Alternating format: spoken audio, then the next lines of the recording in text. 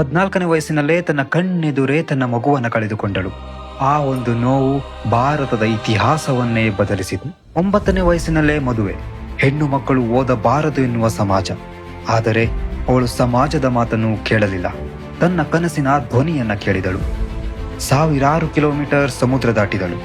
ಪರದೇಶಕ್ಕೆ ಹೋದಳು. ಹೆಸರಿಗಾಗಿ ಅಲ್ಲ, ಹಣಕ್ಕಾಗಿ ಅಲ್ಲ, ಭಾರತದ ಹೆಣ್ಣು ಮಕ್ಕಳ ಜೀವ ಉಳಿಸಲು. ತನಗೆ ಆದಂತಹ ನೋವು ಮತ್ತಾವ ಹೆಣ್ಣು ಮಗುವಿಗೂ ಬಾರದೆನ್ನುವ ಒಂದು ಛಲ. ವೈದ್ಯೆಯಾಗಲು ಚಳಿ, ಅನಾರೋಗ್ಯ, ಟೀಕೆ, ಏಕಾಂತ ಎಲ್ಲವನ್ನೂ ಎದುರಿಸಿದಳು. ಕ್ಷಯ ರೋಗ ಬಂದರೂ ಕೂಡ ತನ್ನ ಕನಸನ್ನು ಬಿಡಲಿಲ್ಲ. ತನ್ನ 21ನೇ ವಯಸ್ಸಿನಲ್ಲಿ ವೈದ್ಯಕೀಯ ಪದವಿ ಪಡೆದಳು. ಭಾರತದ ಮಹಿಳೆಯರಿಗೆ ಹೊಸ ದಾರಿಯನ್ನು ತೆರೆದಳು.